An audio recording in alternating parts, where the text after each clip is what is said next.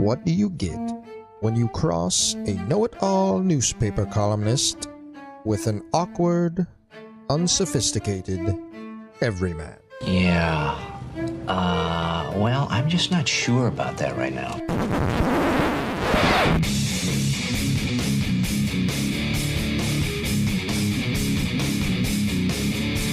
Welcome to Couch and the Roo. Welcome to Couch in the Roo, presented as always by Pure Options Craft Cannabis. I'm telling you right now, Pure Options can help you get through this dreadful month of cold, although it is one of my favorite months of the year. It can help you get through the nerves of a Lions game, whatever it might be, or just a weekend with family that you maybe need a little aid. PureOptions.com. Download their app today. You can join their Pure Perk loyalty program. It's fantastic. Your Pure Options experience can be tailored just for you.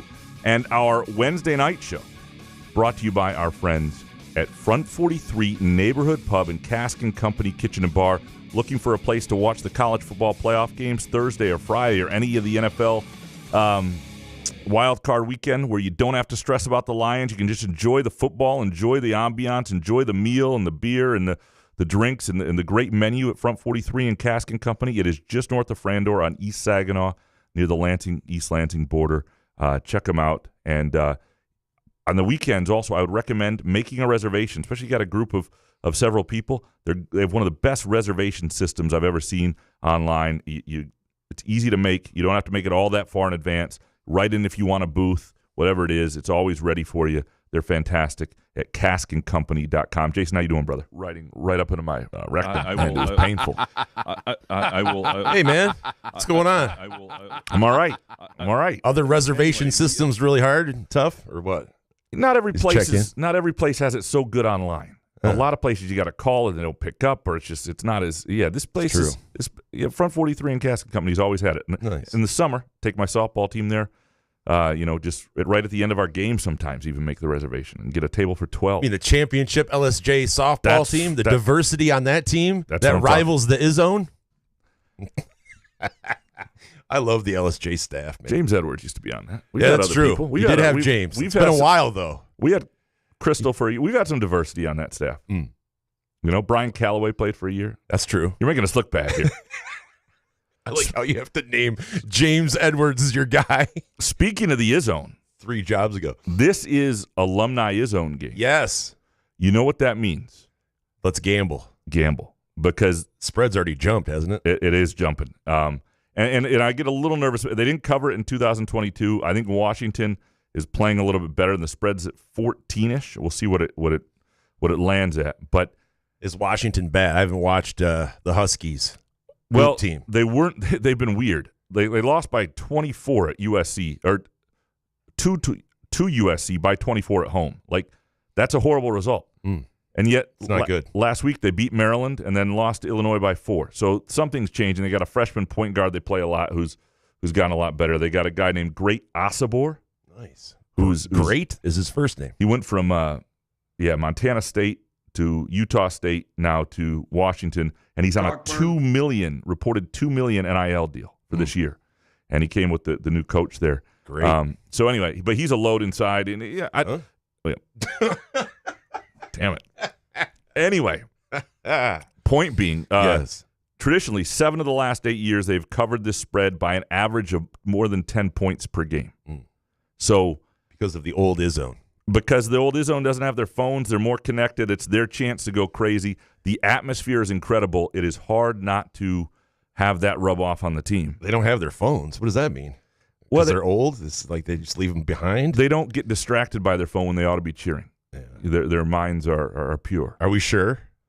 No. I mean, I have people in my life that are up there in age, and they still, every time I look over, they're on their phones. But when they get their moment in the sun, and they get to be the Izzone no again. Kids. Yeah. Get to drink again. Yeah. Not any repercussions. The story I really want to do, and Steve Beckman deserves a lot of credit because he's the one who brings up and reminded me this year that there was the alumni Izzone. Just hire him on the LSJ staff. I want to do the story on how they've done the first game, the regular Izzona's back, if they've really sucked over time. Like, that would be interesting to really just take the negative aspect of that. Yeah, people like that. Yeah, people do. People enjoy that sort of thing. We are gonna. I think it's gonna be a fun show tonight.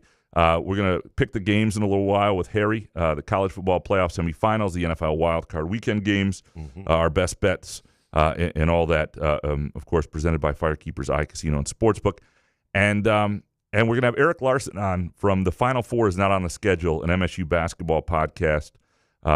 He and his co-host Rod do pre and post game analysis on every game all year. They do a really nice job. Eric's fun to talk to. They're a great listen. They don't yell at you. It's like one of the things. It's like what fun is that? I like to be yelled at sometimes. It's great. It's analysis without sports shouting. I always say it's actually like sophisticated analysis. I enjoy what they do. We're going to talk with him for a little bit. Just have a conversation on MSU basketball and this team, where they are, and let's see if you can get him to shout. I'll see if I can anger get him pissed off. He's a really nice guy too. It would take a lot. Like just start. Welcome to the podcast. Insulting him. Yeah. Listen, dipshit. Here you go. Yeah, like Mad Dog.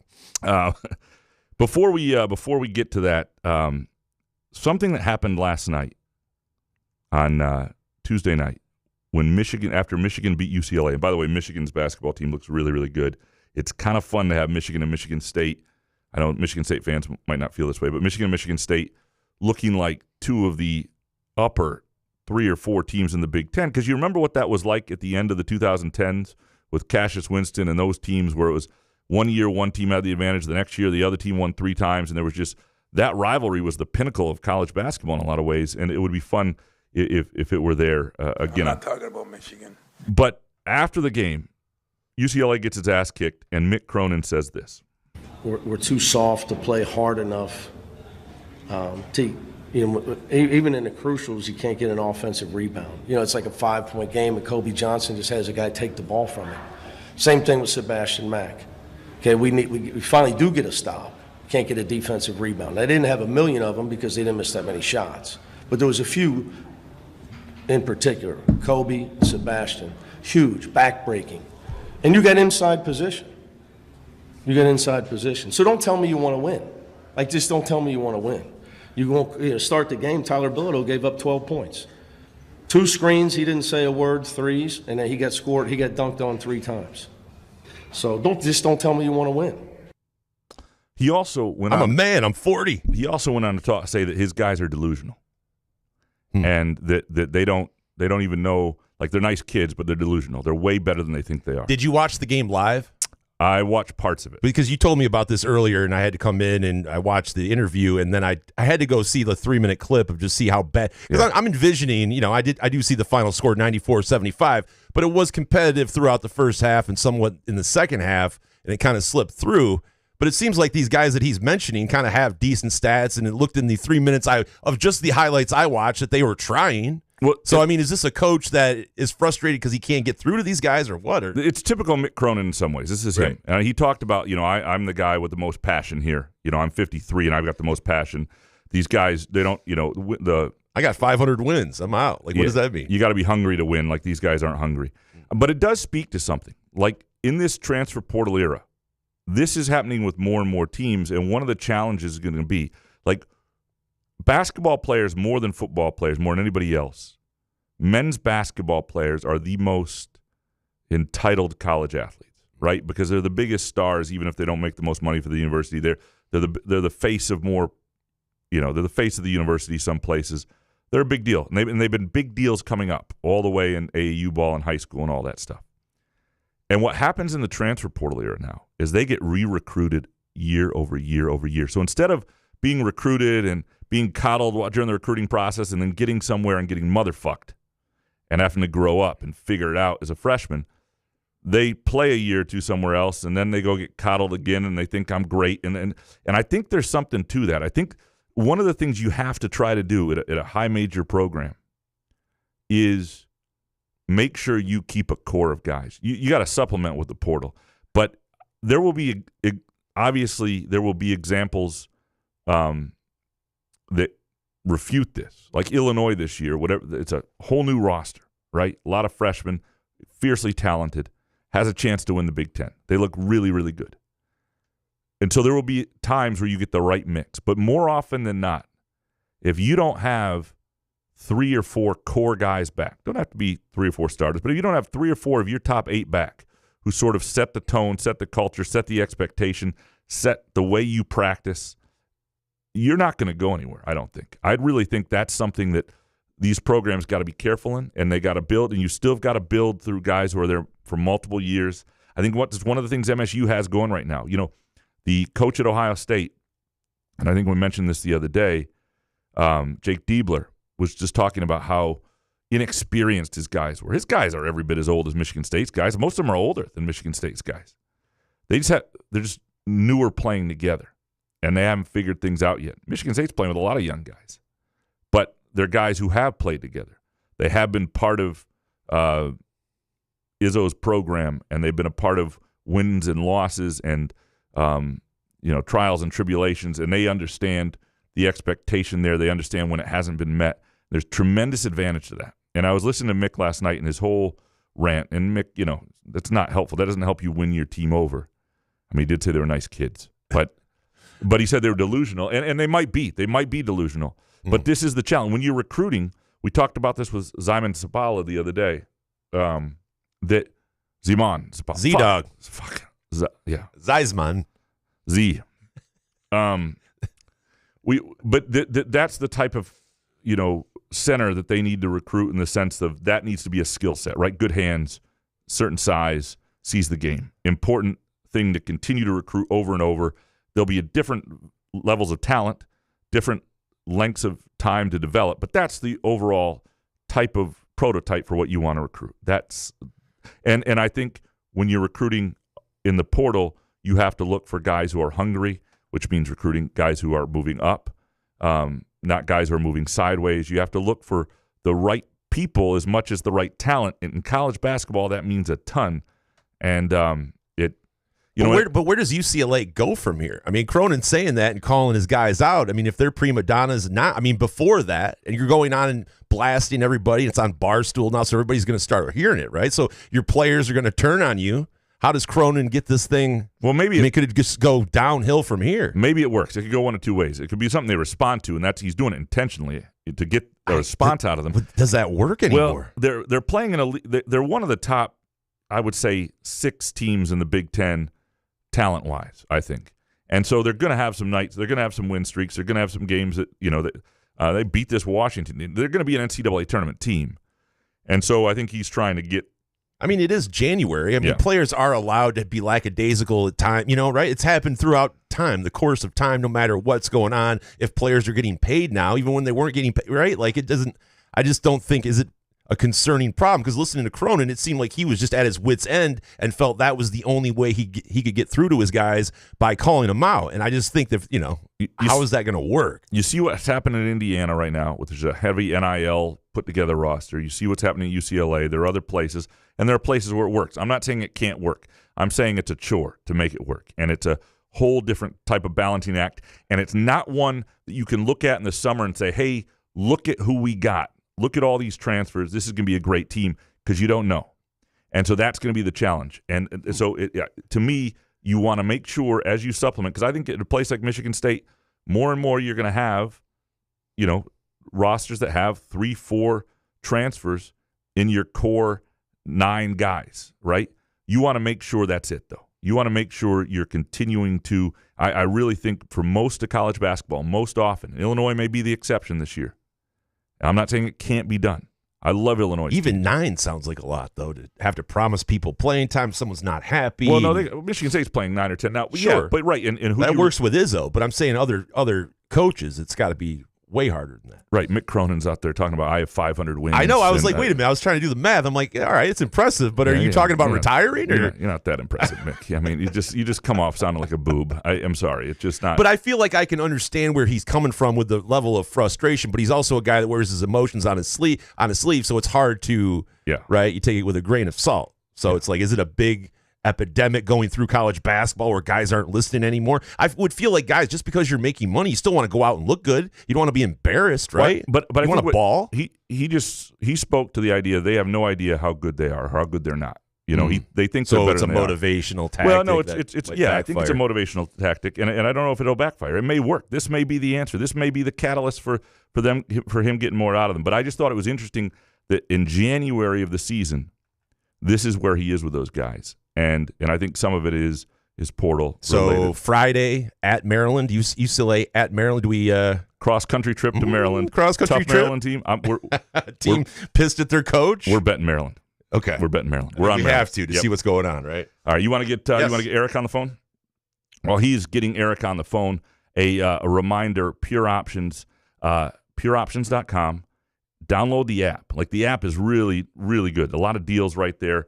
It's very easy to use, and also you can join their Pure Perks loyalty program, which I think is incredible. I get all these deals emailed right to me. They got great January deals going on, and they will tailor your Pure Options experience just to you.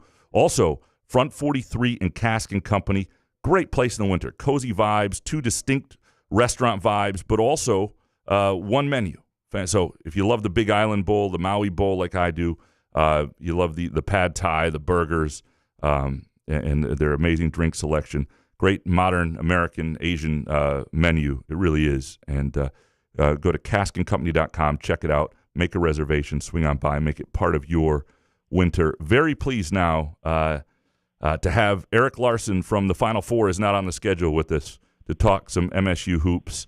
Eric, how you doing, man? Great. How are you guys? Happy New Year, you and Jason. Thank you. Thank you. I was describing this podcast. One of the things I like about what you and Rod do is you don't yell. It's good analysis. It's good discussion. It's not sports shouting, as my wife calls it. And so Jason wanted me to see if I could piss you off by the end of this conversation and get you to yell. So that's my Well, you're goal. not supposed to tell Eric ahead of time. I just survived 2 days at Universal Studios, so if that didn't drive me over the edge, I don't think there's much you can do. Yeah, I think when it comes to describing a show, the reason I was drawn to the show initially when I was a listener and I'm a co-host is it's the analysis without the hyperbole. You know, I think the show doesn't get too up and too down, and so outside of Rod going kind of crazy after the Nebraska game last year, where the wheels came off for Michigan State and they went 0-2 in the Big Ten. It's a leveling show. I think it's a great way to sort of understand what you're seeing. So I think you can just live in stats. You can just kind of live on sort of what you see, but we try and bring actual analysis and statistics that come into the game to explain what you're seeing and to why is this team, even though they're shooting 17% from three, why are they winning like by 10? Those things can be kind of sort of hard to understand sometimes, and then obviously especially Rod has just almost like a photographic memory of every Michigan State basketball game ever, and so he'll pull back. In 2007, he'll remember every round Michigan State was in the NCAA tournament and the teams play. So it's deep knowledge, fans. So it's not we don't pretend to be journalists without an opinion, but also we don't get too caught up in the fire Izzo or Izzo's the greatest every other week or every other game. It's you're kind of the counter to what I do. I'm all hyperbole, no analysis. So that works out well. No, you guys do a show, a pre and post every game. So there's analysis. I mean, it's consistent. It's really good, and I recommend it. One of the more difficult acronyms in the world, TFFISNOTS, is the way I was introduced to it initially. Yeah, but TFFINOTS. Yeah, that was the name of the show was not made for it's not a big marketing move, right? The Final Four is not on the schedule though. Is the name of the show in an easy way to actually remember it. Before we start talking MSU, did you get a chance to see the Mick Cronin press conference after the Michigan game last night? I did not. I've seen parts of it, and it's interesting. I know everyone's kind of going crazy about it, and I get it. And I look at it one of two ways. One is, I think you don't really know. The coaches, I think, probably know their players better than anyone else, than certainly us outside the locker room. And we see this with Izzo all the time, where he just will not coddle, but he'll sort of protect players, and then sometimes he'll call them out. And I think there definitely been some seasons where you see Izzo where he's just trying to figure out how to get his team motivated, for whatever it might be. And some years it doesn't seem like he quite gets it. And some years he presses the right buttons. And I don't know if this is a Cronin thing. He just kind of went off the handle because I don't know him that well, or if this is because I know he has a history of sort of being very frank in the press conferences. So I don't know if this is going to be a motivational thing that's going to work. Maybe he feels that he's tried everything else, and this is sort of like his next play, right? And he sounded exasperated a little bit. Yeah, I mean, it could be. So I think we'll know when they head out. I mean, UCLA, what a brutal schedule. They go to Lincoln, they lose to Nebraska. Welcome to Big Ten, right? And that was their first true road game in the Big Ten. We talked about that in the show because these Pac-12 teams, the atmospheres are very different. Pac-12 versus the Big Ten. I mean, outside of maybe Arizona, very subdued. Not as much. There's more professional sports out there and stuff. I think is a bigger impact. So they got a real taste of what the Big Ten is, and that's Nebraska, right? It's a pinnacle. And that now they went home, got pasted by Michigan. They had to fly all the way back out to Maryland, and that's not an easy place to win either. Although it's been a little bit easier of late, but he's got to do something. And so this seems like maybe this is the most reasonable thing he can do to try and get his team going. Well, and Maryland's a physical team, and they're coming off getting bruised a little bit not long ago by Washington. They're going to be up for that at home. That's going to be that's going to be an interesting game. All right, let's talk a little MSU here. I think this MSU team has captivated its audience. It is, and I think the reason for that is partly because they are a fun team to watch. They play hard, they play well, they've got real depth. Like the guys who come in for other guys are actually providing something different, in some cases better in certain ways, and so it's not like just getting by a few minutes depth. And I think the other thing is they're different than they've been. I think the addition by subtraction, in other words, the loss of A.J. Hoggard, the loss of Madi Sissoko, I think has invigorated people because they were just tired of seeing that basketball. So you get success, you get a team that looks a little bit more like the 2010s MSU teams, and you get a team that just looks like they're a lot of fun. The question that I think we're still everybody figuring out is to what degree are they real, and where are you at on this?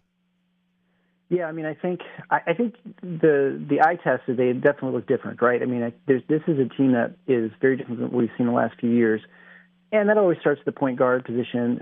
With Jeremy Fears now, I mean, he's obviously sidelined last year with the gunshot wound and the surgery, and so we didn't really get the chance to see whether. I mean, I think there's speculation he would have taken over for A.J. Hoggard, but you just watch them from the first game this season. They just play differently. They play much more up tempo. They attack more in the press, and they just seem more like Michigan State of previous years, right? The last few years have been more the aberration than this year. And so I think you're getting back to the new Michigan State, or the old one, right? One rebounds, defends, and runs. And I think that's brought a lot of joy to the fan base because they kind of felt like it had been gone and lost and maybe wasn't coming back. And so it's nice having it back. And so then the question is, is this sustainable? Is this a team, Michigan State's 3-0 in the Big Ten. Well, that's great. But again, they won at Minnesota. Well, it's Minnesota, and they're pretty terrible. They won at home against Nebraska, who's beaten everyone else. They lost a squeaker last night to Iowa, and they just destroyed them. And then they went out to Columbus and didn't play a really great game. I think everyone would agree. Like Jace Richardson looked like he really had a rough game. And even despite that, they won by 7 pretty easily for a road game against a decent team. So I think they're real, but I think our feeling is with the Big Ten right now, and I think there are a few things we know. But one thing we know is we're probably about 3 or 4 weeks from really knowing anything, and it's frustrating because just the nature of 18 teams, you're not going to see everybody. You'll eventually see everybody, but it might take almost the entire season. Like I don't think Michigan State plays Iowa till almost the end of the season, right? And if there are only 3 home and ways you have, and so it's going to take a while before we really know what teams are. But I think I agree with you in that I think Michigan, Illinois, Michigan State, they seem to me and they seem to us like they are the top tier of the Big Ten right now. Maybe Purdue, but we need to see Michigan State do it for a couple more games.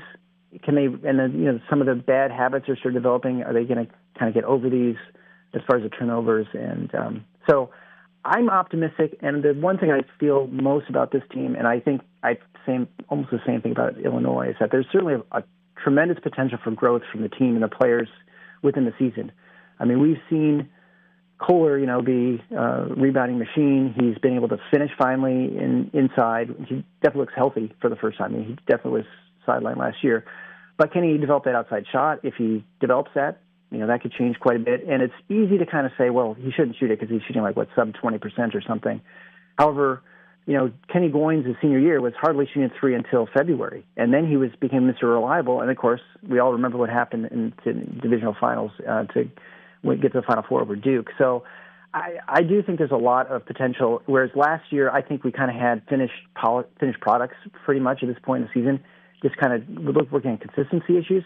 And this year there seems to be a much better floor. And so I think they have potential to do it, but I think there are other teams in the Big Ten that are pretty good as well.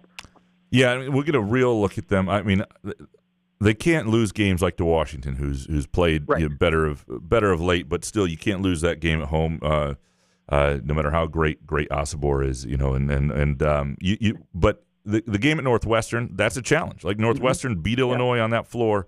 I'm not sure with their weird trimester schedule. There may be 0 fans for Northwestern. I'm not sure where their students are. They might have class on Christmas Day or not till May. It's always very confusing at Northwestern, but that's a tough place to play and a veteran team, and that's going to win a lot of games there. Penn State's been better. You get it home. And then Illinois on January 19th, this could be a weird day because, who knows, the Lions could be playing simultaneously. Who knows? It could be a game where people's minds are in all sorts of places. But Michigan State, Illinois that day, and I know it's at Breslin, and home games aren't the truth the way road games are, but you'll get a real good sense of another top-tier team, a team with I think, obviously Big Ten championship potential, and, second, third weekend potential in the NCAA tournament. But you're right. Other than that, it's not till February. They get Michigan twice. They go to Illinois. February will be the good news going into that month just because of the way the schedule sets up. And if you're on that kind of roll with that kind of confidence with this kind of team and you've got enough quality wins, you're going to be in the conversation, and it doesn't feel like you're making up ground. You'd rather be in a spot where you're ahead of the curve than trying to make up ground. And I think they have a real chance to be that. You brought up the Kohler thing because I hear that all the time about, should they stop taking threes, Kohler and Frankie Fiddler, although Fiddler's got a body of work that says he shouldn't already. I agree. Mm-hmm. You need them to make open threes. But you talked about Kenny Goins. I think there's evidence with a guy like A.J. Granger going way back. Mm-hmm. Guys who became really big weapons on teams that did big things who became great shooters or at least became dangerous shooters and became shooters that other teams had to account for, and it changed things. Kohler's shot looks fine to me. It's short, everything's short. He's struggled in that sense. He's turned into a really quality rebounder, and that's why he's got to be on the floor. Let me ask you this, though. Of the guys who are in that growth stage, growing within the year, Cohen Carr, we're seeing it.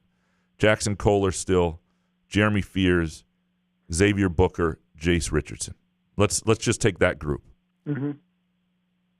Who do you think's continued growth is most essential? Who are you most intrigued by? And is there somebody there who really could elevate what this team is? That's a tough list because there are a few players there who could be huge difference makers for this team going forward. I mean, you start with Cohen Carr. He's sort of the obvious choice in the sense that, you look at him, you say, if he develops this jump shot, which, I mean, he's number one shooter on the team right now, 2 for 3 from 3, right, 66%. If he dials it in where he's hitting 1 or 2 a game, that totally changes the game because, of course, you can't stop him when he drives. So he gets ahead of steam. He's going to destroy someone. And he's now become very reliable at the free throw line. I mean, he could elevate this team quite a bit just by himself. And if he has a consistent rebounding, motor, which he's mostly there, he brings the energy, but I think he's kind of still forgets to go after the ball sometimes. I don't know if that's maybe a fair assessment, but he doesn't get as many rebounds as someone like him could, you imagine. But then you look at someone like Booker, and here's a guy who is a 5-star, and I know people have, are frustrated with his play and his elevation, but this is very typical for big men. It takes a while to sort of kind of, the light to turn on, so to speak. And when it does, we've seen his skills. I mean, I think you saw with his picking up that steal at Ohio State and dribbled 3/4 of the court with the point guard, Bruce Thorne, on his hip, and then just laid it up and one. he's got some skills that you can't replicate those. And so if he can stay checked into the games all the time and just kind of figures out that motor issue and starts hitting those shots, which you see a shot, it looks good. It's not going right now. We've seen him make them before. He could really elevate the team a whole lot. And I think if anyone has the most potential for growth, it's probably him. Whether Cole has a 3-point shot that's reliable at the end of the season, that obviously makes things better. So I guess I would say, and then of course Jeremy is playing better, and as he's just going to continue to improve. I don't think there's any question about that. And he's going to get more comfortable with his shot as well. It looks pretty good. And Richardson is also looking more comfortable, but he's kind of a slow growth kind of guy. He's so efficient as it is. The only thing you could argue that he doesn't maybe take enough players all the time where they just kind of just get it and they just start playing hard and going after every rebound and just assuming every missed shot is theirs and they just start attacking. You've seen what he can do when he goes on that break. If he can do that more reliably and if he's got his jump shot, then he's probably going to start. He could be all Big Ten, not all the big player of the year, but he could certainly be like, first, second team Big Ten, even though he may not have started great this season. You see the potential and the skill set there. And we saw last year the development in season. Like there's a track record of it, and obviously he has some shortcomings. But yeah, no, and these are big games because you play against a guy like Great Osobor from Washington, who's just kind of an ox down there, and he's got great feet, and he finishes around the rim, and he's strong. And so a guy like Booker has to be able to deal with that, to play every matchup night in and night out, and we'll get a good sense of that. Rod, is like you and Rod have never met before. I find this the most interesting thing about your podcast, Eric. Yeah, right? It is. So yeah. Explain to me how it's possible that you guys could be doing a podcast for 2.5 years and never met. Because, Jason and I would like to figure this out because if we could not hang out, it would be amazing. Right, yeah, it's a lot easier. Yeah, it's the magic of the internet, right? I think it came to a situation where I had sent an email at some point that season, it was a couple of years ago, and said, if you ever need help, I had another podcast, a medical podcast. And anyway, I said, if I ever need help, I'd, happy to jump in and co-host or help with the production or something like that. And so it was right after the Big Ten tournament, and I got an email in my email box, and it's like, hey, if you're still interested, I'd be interested in talking to you. And so we talked, and his co-host had just up and quit in the middle of the show because he just had stuff going on. Wait, in the middle of an actual show? Yeah, well, it's pre-recorded. We're not live like you guys. We actually fix things in post. And so it was a little. It was just hard on this because as you don't make a lot of money doing the podcasting, and if you've got a busy life, it's sometimes really hard. And so I'm just at a point in my life with my family and my job and stuff that I can kind of make it work. And so anyway, you're saying you don't care about them. I get it. We got it. Just keep going. Yeah. Yeah, they're not around. They don't listen to your show, so it should be. I could probably say it. Yeah. And so it was something that I could do, and so we just record, and he's in Detroit, I'm in Grand Rapids, and so we've been able to sort of go the whole time. We set the LLC, which I'm sure you have for your show as well, and without ever actually having to meet. It's amazing how much you can do without actually having to meet someone in person. I've invited him to a couple of games because I have season tickets, and he's not been able to make it. So, which interestingly, we are actually going to the Los Angeles games, to the LA games in the end of January, or I guess the first week of February. And that'll be the first time we meet. So we're gonna hang out for a week. We're gonna get an Airbnb together, fly out together out of Detroit, and you guys may hate each other. That could be a disaster. That could be the end of the show. So if people want to listen, they should listen now because after a week living together in an Airbnb, that could be a total disaster. It could, yeah. My wife thinks I'm crazy for doing this. She thinks it's totally insane, or she thinks maybe he's playing the long game and he's just ready to. He's like, there's a shed out back with a bunch of knives or something like that. It's hard. I think it's going to be fine. I'm pretty easygoing, so I think we'll have fun. We're going to be in Los Angeles, and he's very familiar with the town. We should be able to get to do some stuff.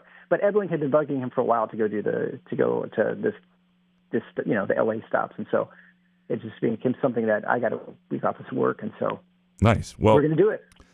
Well, Eric, you both of you do a great job, and you and Rod have been somebody I listen to for analysis to sort of check myself and see what's going on, and I think you do good, level-headed, accurate work, and it's entertaining. So I would, I'd tell anybody, check you guys out. The Final Four is not on the schedule. You've Jay Billis, Robbie Hummel, Mike DeCourcy, and when you're really desperate, I've even come on. So you've had a number of good guests and great analysis. And I appreciate you coming on. I appreciate it. Thanks again. Anytime, guys. That's Eric Larson from the Final Four is not on the schedule. You can check them out wherever you find their podcast. Good MSU fan podcast. Your thoughts, Jason? Not meeting someone for 2.5 years, though. I mean, like I was expecting them to live in different states. Right. Like I feel like if you and I did the podcast for 2+ years, I'd be like, hey, man, like after like a year, I'd be like, I think we should probably hang out at some point, right? I mean, you and I don't hang out like outside of the show. We see each other because we both come in here, because I think a podcast in person is way better. But that's just my personal opinion. But that was the most fascinating part. Yeah, 2.5 years. I mean, then you guys are going to meet in L.A. and then do an Airbnb thing. A week. Can you imagine it? Can you imagine me and you doing a week in an Airbnb? Yeah, I'm not. It would be fun, actually. I'm saying, I'm like, now that I don't drink anymore, I'm easier to be around. Like, I'm easier to deal with. Like, I'm in bed by like 11 o'clock, right? So I'm not old school doing crazy shit until like 5 in the morning anymore. I'm just exaggerating. No, they do a nice job, and so they do a pregame and a postgame show. Yeah, they do a lot. Yeah, they're more reliable than more us. Power to them. Yeah. We talk about this shit 3 days a week. I'm like, all right, when's the game on? My favorite, when we were doing 5 days a week, I used to love when it was, especially during football season, when it was like Tuesday and there was a game on Saturday, and you would just be like, we got to do 4 more days. Dude, what do we say about this fucking game already? Yeah, you know? 5 days it's like a those week, guys 2 hours. on 97.1. It's just like when there's no more Lions football, and then they start talking about the draft, and like every Monday through Friday, they talk about the NFL draft. And I'm just like, oh my God. And I love sports, passionate about sports, but sometimes it's like, holy shit. There are things that, you'll get sick of. I get sick of our show. I mean, I have fun when we do the show. I can understand someone getting sick of our show, but when we do it, I think it's fun. But I could see totally someone getting sick and tired of it. But, everybody. Not yet, I guess. We keep doing it. Yeah, we keep doing it. People keep listening. We appreciate all of you. Yeah. And, it's. I appreciate anyone that can do a podcast about anything, I guess. But I just was fascinating 2.5 years, and you're just like. If you had to do a podcast about something else, what would it be?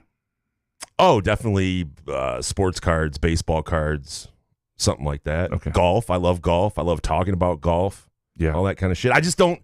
Honestly, I don't know. If I stop doing this podcast, I'm going away. Like, I don't really have anything else to say. Like, I don't know. I like just talking away, like going like I don't north? have any aspirations. Like, honestly, I didn't know I was going to get back into this business before you and I started this shit. So I just was like, all right, well, people keep wanting us to do it, but after this, I feel like I don't know what else is there. I don't really have the passion to do like the 2-hour-long passionate sport. Like, I love current events. I that's why I love the Drew Lane podcast, because he talks current events. They sprinkle in sports, but I'm more like interested in current events, local news, kind of shit like that. So I don't know. What are we talking about? Are we doing Harry now? All right. Yeah. Let's we'll take a quick break. When we come back, the great Harry Gagnon will pick the college football semifinals, the NFL wildcard weekend, and our best bets. Great weekend. Oh, it's gonna be fun. Couch in the Roo, presented by our friends at Pure Options Crafted Cannabis, and our Wednesday night show, presented by Front 43 Neighborhood Pub and Cask & Company Kitchen and Bar. Hey, sports fans, are you tired of the same old routine? Looking for a way to unwind after a long day? Look no further than Pure Options, the premier destination for all of your cannabis needs in Lansing, Detroit, Muskegon, and Mount Pleasant. Whether you're cheering for the Lions, Spartans, or the Wolverines, Pure Options has everything you need to elevate your game day experience. Mention Couch the Rube when you visit Pure Options and get a Pro Grow 8th with a $50 purchase. It's our way of saying thank you for being a loyal listener. Swing by Pure Options today and elevate your cannabis experience to a whole new level. Firekeeper's Online Casino and Sportsbook is the site to play from your phone, tablet, or laptop. Get in on all the football action with pre- and in-game wagering. There's showdowns every week in football that you can't miss. Plus, the college and pro hoops are red hot, and the pucks are cool. Get your first casino deposit and sports wager matched up to $500 each.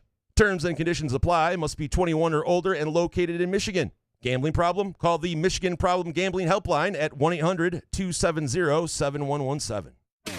Find Couch in the Rube podcasts on Spreaker, iTunes, iHeartRadio, Spotify, YouTube, Facebook, Google Podcasts, CastBox, and the Rube's favorite, Podcast Addict.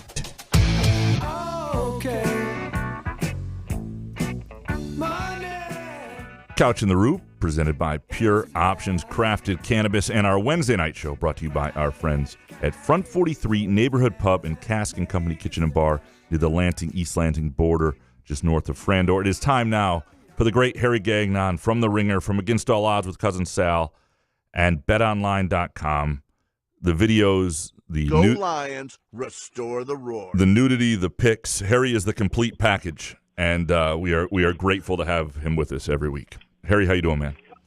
What's up, guys? How's everything? Ready for some playoffs? We are. We're grateful for it. Yeah, and after last week, Jason's in a constant state of being stoned and high on life. Harry knows weed sodas. It smooths it all out. You know, when you're watching those high-pressure games like the Vikings game, Harry, you got to be, you got to have some weed sodas. He knows. You gotta. I mean, the people who haven't tried, you have to. I mean, give it a shot. Give it a shot, right, Jay? Graham would like to. His wife won't let him. You're in a different world when the game's going on. It makes you feel, when you lose, you don't feel so bad. No. I don't know. You don't know where you're at. That's why. I have to pop edibles. Right. I have to pop edibles in secret. That's my way of living, just the only thing I'm allowed, She barely lets him have 2 TVs, so I hope she's not listening. No, I hope not too. But she big fan. Actually, the show would end if she was. No, she actually got rid of our third TV. I can't even do the 3 TVs anymore for like a Premier League final weekend. What'd she do with it? She gave it to a friend. What? She just gave it away without telling you. Without telling me. You couldn't bring this up at the beginning of the show? You had to wait till Harry's on? Yeah, well, wow. Yeah, I'm sorry. It's like 2 segments right there. Yeah, Why you taking your TVs? I just gave away one of the TVs. Marriage is fun. Yeah. It's unless you're Graham. I love my marriage. I love my wife. I don't know. Oh, all right. Oh. Well, all right. Let's let us dig into some of these games. Forget the games. Let's keep talking about Graham and his marriage. His mother-in-law is a divorce attorney, so Oh, she's retired. Whoa. Retired. I don't think she's practicing. Coming out of retirement. She's listening to this podcast right now. She does not have her license anymore. Thankfully, she has friends. Yeah. Judge Judy. Couch is fucked. Okay. He's got rid of his TV. I'm like sweating over here. You sure you two aren't on weed sodas right now? Got a little too comfortable with the idea of her not listening. Oh, man. It just takes one of her people to listen, and she has some people who listen. Well, let's win some money this weekend so you can get that divorce. There we go. All right. Let's do the college football games first because they are first. And tomorrow night, Thursday night, opposite the Michigan State basketball game, which is not ideal. Don't know why that happened. But Notre Dame -1. This line has moved quite a bit, but -1 against Penn State in what is technically the Orange Bowl in Miami. I like the under here a little bit as well. I think this is a low-scoring game. My money's on Notre Dame, and I like Notre Dame in teasers and other things like that.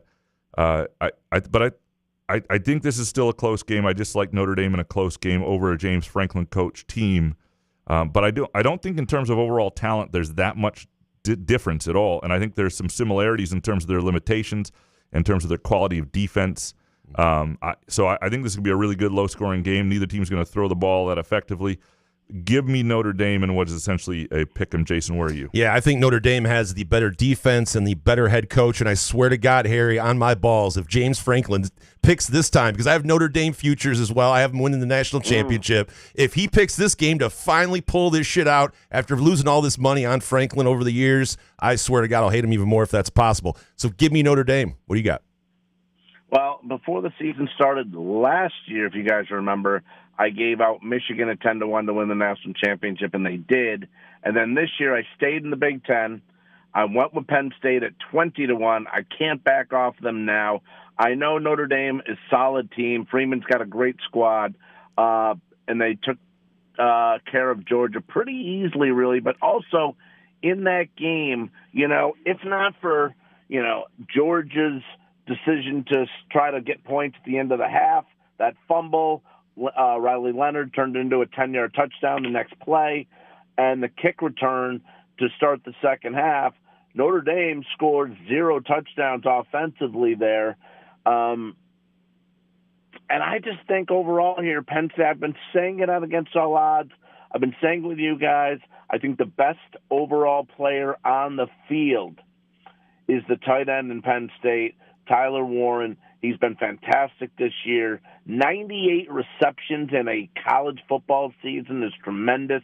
They're getting Carter back, their defensive end, their top flight defensive player. He's going to be in the game.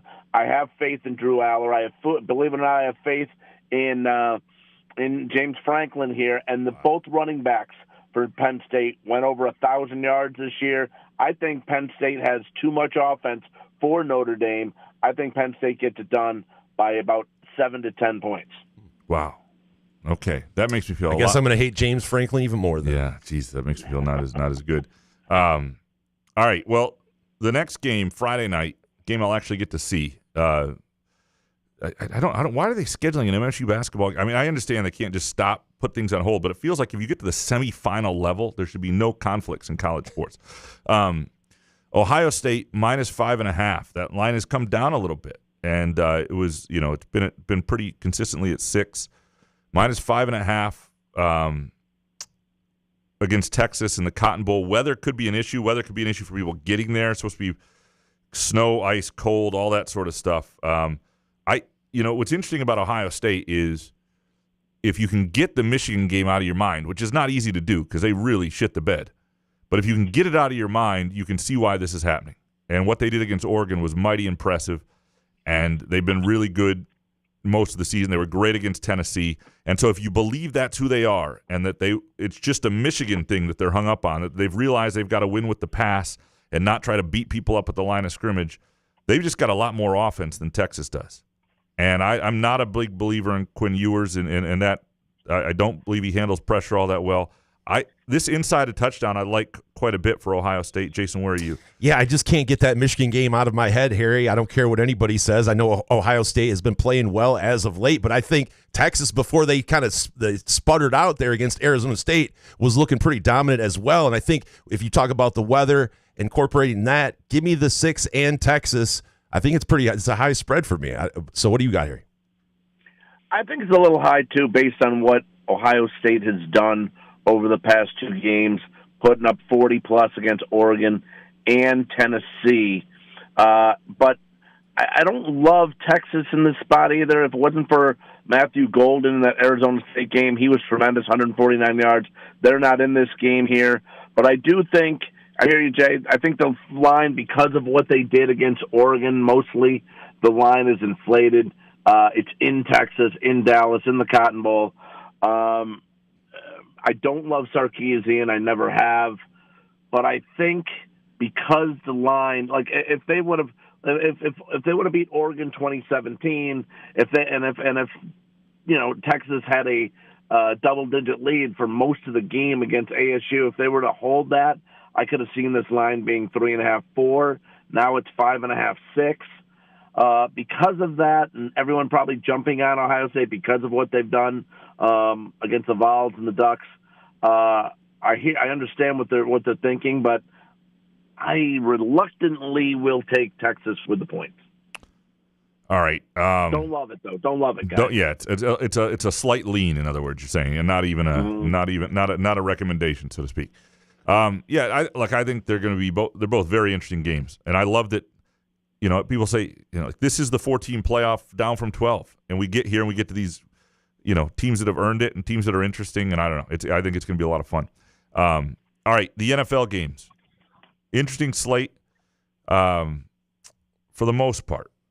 Chargers -3 at Texans. The first game we get, I forget what Cousin Sal calls this with Bill, but it's something on Saturday. It's like It's the bullshit Saturday game that always gets on Saturday playoff game. Anyway, and it's always the Texans. It's always the Texans, right? I like the Chargers here. I know they're on the road -3. I think they're a better football team than the Texans. If it gets over 3, it makes me a little nervous. But I've got a little on the Chargers. I just think they're better, and I'm not afraid of the road environment and the limitations the Texans have. I don't think they're that good. Give me the Chargers -3 on the road, which seems crazy. Jason, where are you? Yeah, speaking of the road, the Chargers 7-2 in road games against the spread this year, Harry. Texans look terrible on Christmas against the Ravens.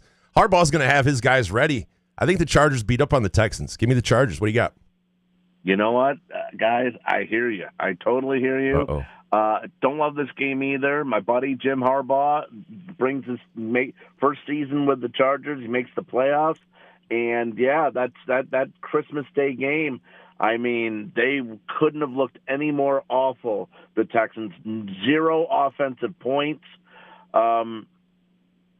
Herbert had a fantastic season, only 3 interceptions. Everything seems to lean towards the Chargers, number 1 in defense in points against this season. But I think everyone's going to be taking the Chargers. And knowing that the Texans haven't played that well lately, haven't played well at all. But in that game on Christmas, just I understand it didn't go well at all. It looked terrible, but especially Nico Collins. But I think Nico Collins has a monster game here. And for whatever reason, everyone's going Chargers. I'm going the other way. I'm taking the Texans as a dog at home. So I'm 0 for 3 with Harry's picks right now. I need to straighten this up. Or it's gonna. Actually, you should like that because I saw the stats, right? We need to catch up to Harry. Harry's a little bit ahead of us in the overall standing, so we kind of need to go against Harry. But I'm not about zagging just for the sake of zagging. If Understood. I was trying to have a little silver lining there. I see where you're going. Yeah. If Harry's right, I don't want to be wrong for the sake of zagging. That's again. Listen, 2 out of 3 games, guys, I don't love at all. That's but true. I'm just little odd feeling about Texans at home, a dog. Yeah. Not that I care about the Texans at all, but come on, guys. You've been playing awful. You're a playoff team. You won the AFC South. Step it up a little bit. All right, Steelers. This is up to +10 at the Ravens on Saturday. I like this game in teasers. If you can get down to 3, even a 10-point 3-team teaser, something like that, or moneyline parlays. I like that with the Ravens quite a bit. I think, Ravens, Bills, and then Eagles. Maybe Eagles I don't fully trust. I don't know what's going on with Hurts 100%, but Ravens and Bills and pick a third team or pick a basketball game or something. The Steelers to me just look done. And I know the history of this, and I know these games are always close, and although the second one wasn't all that close, I just don't – I've watched enough of the Steelers lately. I don't think they're very good. And I think the Ravens are. And I don't 100% trust Lamar in the playoffs, but I do in this particular matchup because they're just better. 10 is a lot of points. It's a lot of points at home, but I'm not taking the Steelers right now the way they're playing. I'll take the Ravens with the 10. Jason, where are you? Yeah, I get the numbers don't lie, Harry. The Steelers' offense has been bad as of late, but like Graham just said, these games have been close, and with that defense, I just see T.J. Watt sacking Lamar Jackson, and you give me that 10 points. I think the Ravens still win this game, but I think 10 is too high with this defense. What do you got? I'm going to lean with Graham here. I don't love this either, laying a lot of lumber here against the Steelers, but, the Ravens have been a lot better lately defensively. They still are 31st in the league against the pass, but the Steelers are just 28th in the league in passing yards per game. So that's where the Steelers could maybe do something against the Ravens, but I just don't see it. Dating back to that Christmas Day game, the Ravens were unbelievable. They would have beaten anybody that day. I know a lot of pressure on Lamar. He doesn't do well in the playoffs. A lot of pressure, but never had Derrick Henry in those games either, and he could be the X factor here too. He could just have a monster game against the Steelers team that seems to be down and out lately. I'm gonna lay these big points in a playoff game. All right, moving to Sunday, Broncos +9 at the Bills. There's been 8.5. There's been a few different places, but +9 is where I saw it last. And there's a little bit of an uneasiness about this with me just because, I don't know. It feels to me like there's always one wild card game that you think you assume is going to go a certain way, and then all of a sudden you look at it and you're like, gosh, how are the Bills down 21-14 in the third quarter? Like, what's going on here? And what it is, Graham? What's you that? know what it is?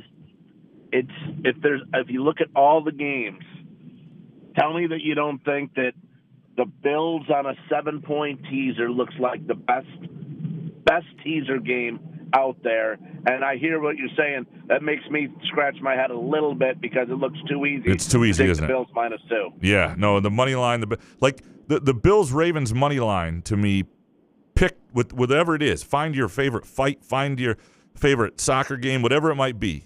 Maybe it's the Eagles against the Packers team. That I don't know. I don't trust that 100%. But we'll get to that game in a minute. But this is too many points for me for whatever reason. I just can't. I wouldn't bet this game. I don't care what the Broncos did last week against a Kansas City team that didn't care. But I think the Broncos defense is capable of making this a game. I think their offense is capable of putting up enough points to keep this competitive. I just don't trust it. Give me the Broncos if I were to take one here, Jason. I think that defense is more than capable, Harry. I see people that I respect betting Bills at 7.5 -115. I think this spread's too high. We've talked about Josh Allen not having as much help. Could that catch up to him? Sean Payton, what he's done with his Broncos team. I got to say, I like this a lot. I think the Bills still squeak this one out. But give me the Broncos and the points for that defense. What do you got? Boy, Bo Nix has been really a special player this year. What a rookie season he had. He didn't start out so great, but he's really been fantastic. But I just, this Bills offense, they had a stretch here of 8 straight games, 30 points or more. I hear what you guys saying. You're making valid points all over the place. But, and I know it seems very easy to take the Bills, but I am going to take Buffalo. I know, when Bo Nix had to come east during the regular season in Baltimore, he just got destroyed, couldn't get anything going. Maybe it's just, his rookie season, so maybe the jitters just can't go right for Denver. Been very impressive, though, this season. Their over-under was 5.5 wins. They had that months ago, but I'm going to take the Bills just based on I was down on the Bills to start the season. I thought that was a rebuilding thing. Not the case, and just I can't go against Josh Allen there. All right. There are 2 games I'm looking forward to. One is this next one, Packers at Eagles. And Packers are plus 4.5. They bad injury at receiver. Jordan Love, I think is going to play, and it looks like Jalen Hurts is going to play. You just don't know. You got 2 quarterbacks you're a little uncertain about, which could ruin this thing. But as long as both those guys are healthy and both those guys are playing, this could be a really entertaining game. The problem is I don't trust where the Packers' heads are. I like the Packers all season. I don't worry about that Minnesota game where they didn't show up. I know the Bears this last week was funky. But if 4.5 is a big number, but I see this game as being a game that could definitely get to a touchdown. I'm on the Eagles here, but I don't love it. I'm really looking forward to watching the game, though. Jason, where are you? Yeah, I think Green Bay is finished, Harry. Even if Kenny Pickett is the starting quarterback, I think that they blow him out of this game. Wait, Christian Watson. If Kenny Pickett's the starting quarterback? Yes, that's what I said. Did I stutter? If Kenny Pickett is the quarterback, I think that they are still going to blow him out. Christian Watson out for the year. They are 7-6 all time without Christian Watson. Like you said, Jordan Love banged up, Harry. Give me Philly at home. What do you got? Yeah, I want to take Philly as well, guys. You guys make, again, great point. And Graham, I agree. I'm not so sure where Green Bay's heads are. Losing that game, losing the Vikings game. Love had a lot of turnovers earlier in the season, the rematch of the Brazil game to start the season when Philly won by 5. But not a lot of picks lately. But just I don't know where Green Bay is right now. Barkley rested. I believe Hurts will play. And Philly has been pretty dominant in a lot of their games this year. It wouldn't surprise me, though, if Green Bay just, looks, maybe they were playing possum. I don't know. It wouldn't surprise me if they bring their A game, but I got to take Philly here. All right, Commanders at Bucks. I like this game a lot just for the value. I think this is a last possession type game. Either Jaden Daniels, doing something. I can hear the music of the highlights in the background, or Baker Mayfield doing something. And the Commanders are plus 3. And I'll take the underdog in a game that I think is a dead coin flip. The Bucks were not impressive last week against New Orleans. The Commanders are obviously beatable, but Daniels has been an incredible story, and Give me the Commanders here. I like the value here, Jason. Where are you? But the Bucs did come back and win that game, though, right? I mean, it wasn't and hurt my live bet. Yeah, they so toyed this is with a spite the Saints. move. This is a spite move. Right. Yeah. I mean, I just don't trust Dan Quinn in a playoff game on the road with a rookie quarterback. I trust Baker Mayfield at home. It's pretty much the math for me. Give me the Bucs. Give them the points. What do you got? Yeah, I'm not trusting Washington either, and not trusting Quinn. I'm taking Tampa Bay. I love this. This is my favorite game of the weekend, guys. I think I'll get to what I really like about this game in a second, but I am going to take Tampa. They played in week 1. They beat them 37-20. And look, I mean, honestly, yeah, you're right, Graham. They didn't look good last week against New Orleans. Kind of upset a lot of people, upset me that they weren't really rolling. But Baker Mayfield, I mean, this guy had 44 total touchdowns this year, 4,500 yards. They got a nice running game. The receiving game is excellent too. They put up points. Last week was just one of those little things. New Orleans kind of came to play, division game, but I'm taking Tampa. And what I really like in this game, guys, and on when we record in about an hour for the second against all odds of the week, when we at the end of the show we do our Sharp Tank where Sal picks one of our best bets, and this is my best bet in this week is the over 50.5 in this game. Washington has the third most points in the NFC this year. Tampa Bay is one of only 2 teams in the NFC that scored over 500 points, the other being obviously Detroit. 7-20 first meeting, I said, Washington scored 30 or more 7 times. Tampa Bay scored 30 or more 8 times this year. Tampa Bay scored 40 or more 3 times. Tampa Bay scored in the 50s once. I think this is the most entertaining game of the weekend, guys. I'm going over 50.5. Interesting. Boy, that's a big number. But I've been losing. Like if I just didn't bet live NFL unders this year, I'd be able to buy a Palace. I have a problem with that. Like early in games, it's like, it's 0-0 at the end of the first quarter. They never get to 45. And then there's like a million points in the second half, and I'm just whatever. Hammer the under. Yeah, I'm just not very bright. All right. My favorite game of the week, and is probably this one. Vikings pick 'em at Rams. Obviously, there's a chance the winner plays the Lions. We won't know that until the end of the week. If one of the lower seeds wins, lower than the 5 seed, then they would play the Lions in week 2. But how the Vikings bounce back, the Vikings are taking a lot of shit. And look, the Rams, I'm glad the Lions don't have to mess with them. The Rams are, I think, a tricky out. I like what they can do, but I'm not going to, like, the Vikings, I don't think they got exposed last week. I think the Detroit had a great game plan. The Vikings had a bad week. Sam Darnold had a bad week. I still think the Vikings are a better team. This place will be half Vikings fans. This is not a home field advantage. And give me the Vikings here. I like the Vikings in a pick 'em. Jason, where are you? How can you say that they weren't exposed last week? Aaron Glenn absolutely exposed. You're telling me Sean McVay watched that Lions-Vikings game and didn't go call his defensive coordinator Chris Shula and say, hey, are you watching this too? Because we're going to be playing them this week. I don't know, Harry. I just don't want to – if Stafford comes back to Detroit, I don't want to have to deal with Kelly Stafford too. So give me I think the Vikings are the better team. I trust Darnold against the Rams. Give me the Vikings. What do you got? You guys remember they did the Rams did beat them in the regular season on a Thursday night in an entertaining game. I think overall, though, I agree with you guys. I think the Vikings are a better team overall. I know Darnold wasn't good last week, and you guys know I can't stand him. I've been saying he's not a good quarterback for 7 years now. I was right for 6.5 of those years.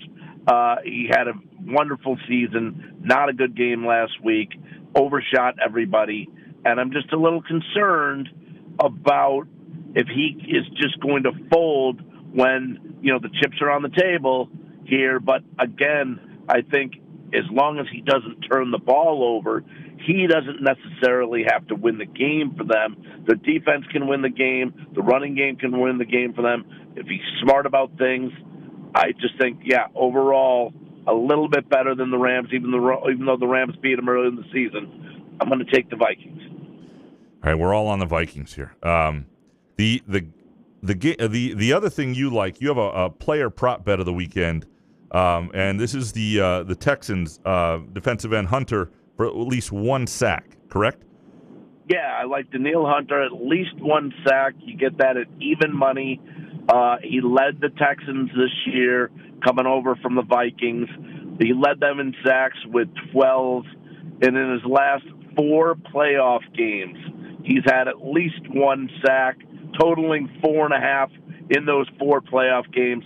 Hunter gets it done again. He gets to Herbert at least once. I like it. Yeah. I wish I had a soccer bet for you, Harry. Oh man, me too. Yeah, it's they got. You just make one up. FA Cup this weekend. It's just those games like today. Tottenham beats Liverpool in the EFL Cup because it's soccer and it's a cup and people are all. It's not real, and even though they were playing all their best guys, there's gonna be so many rotated. I will tell people if you can find underdogs are the way to go in the FA Cup, especially in this round. Like the clubs that really care, that's what you're looking for. You just got to make sure they're capable of actually pulling off the upset. I stay away from the cup. Yeah. I stay away from it. Yeah, cup futures, maybe a team like a Crystal Palace, somebody who cares about winning it or who's had a rough season, somebody like that, get on them. But otherwise, we'll check back next week and we'll get in them. Yeah. Harry, you are a beautiful man. Let's have some fun this weekend. Thanks, man. Awesome, guys. Let's have some fun and let's catch some winners, too. See you guys. That's the great Harry Gagnon from Against All Odds with Cousin Sal and BetOnline.com. And, of course, The Ringer. This is going to be a fun weekend and a lot of fun games. Michigan State basketball first Thursday night, though. And we'll be back Friday to answer your Groovy Donut questions and dig into the game and talk about other shit, whatever we're thinking of. Oh, there'll be a college football game Thursday night that we may or may not, I'll watch at some point before that show. We appreciate all of you for listening. We appreciate Eric, and the Final Four is not on the schedule. Good fan pod to listen, level-headed, good analysis. We appreciate Front 43 and Cask & Company. Go to caskandcompany.com, check out the menu, make a reservation, just swing on by. You'll love the atmosphere, you'll love the food, you'll love the drink specials, everything. They've got happy hour specials, all kinds of good stuff. We appreciate Pure Options. Lord knows you're on it if you're listening. Good show, man. Yeah, man. Couch in the Room.